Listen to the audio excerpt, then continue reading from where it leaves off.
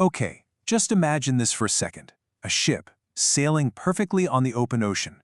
It's fully stocked with supplies, its cargo is totally untouched, but there is no one on board, not a soul. Today, we are diving into one of history's most famous and, honestly, most chilling maritime mysteries, the story of the Mary Celeste.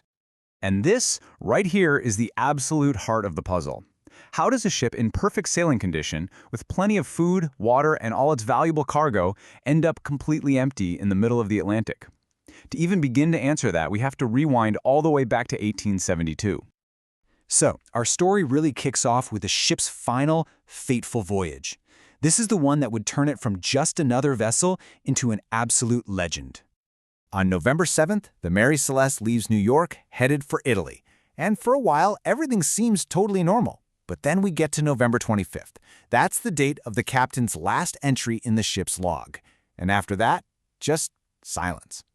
9 days later, on December 4th, another ship, the Dei Gratia, spots her just drifting, aimlessly, hundreds of miles off the coast of the Azores. So naturally, the crew of the Dei Gratia decides to board this silent ship, but what they found wasn't what you'd expect. It wasn't a scene of disaster or violence, no, it was something way, way stranger. It was a scene of just unsettling, almost impossible calm. I mean, what the boarding party discovered was just baffling. The ship was still sailing. There was 6 months' worth of food and water on board. The crew's personal stuff, even their money and jewelry, was sitting right there, untouched.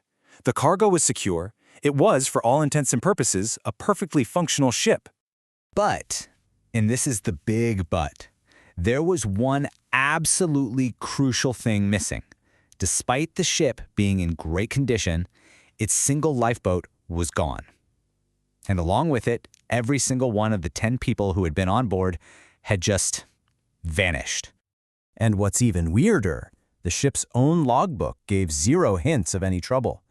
The very last entry, on the morning of November 25th, basically said everything was fine. Nothing unusual to report. No storms, no trouble. No sign at all of the disaster that was clearly about to unfold.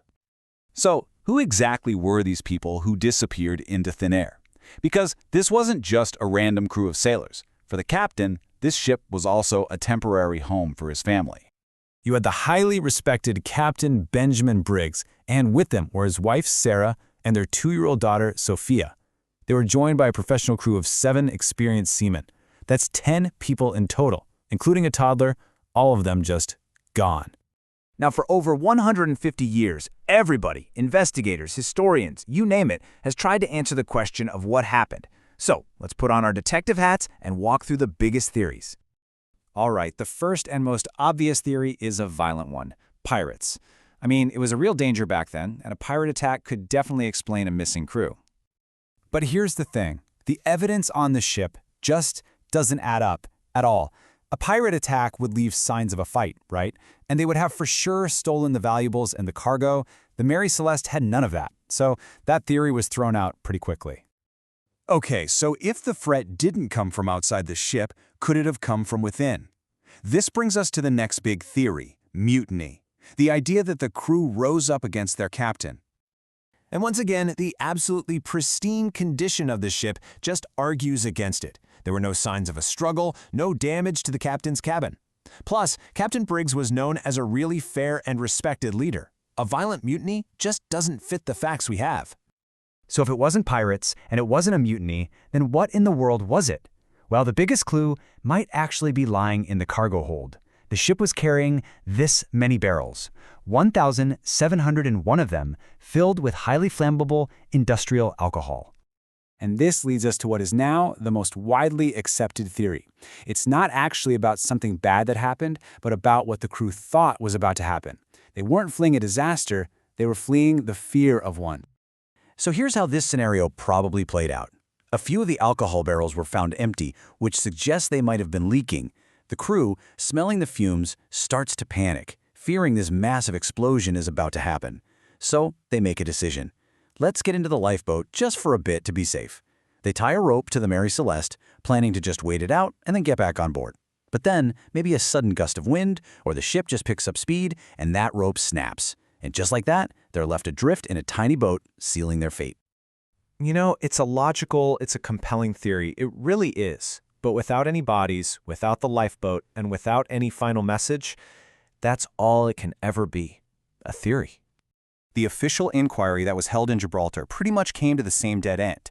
At first, they were suspicious. They thought there was foul play. But in the end, they found no hard evidence of anything.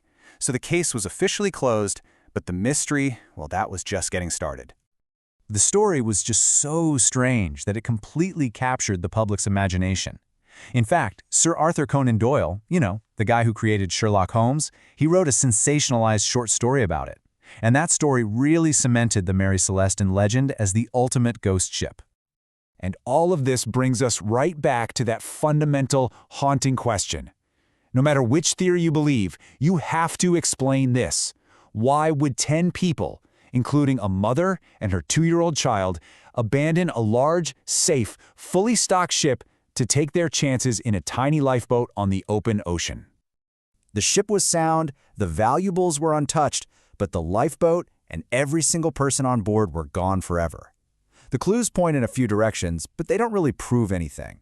So, based on everything we've looked at, what do you think? What really happened to the 10 souls aboard the Mary Celeste?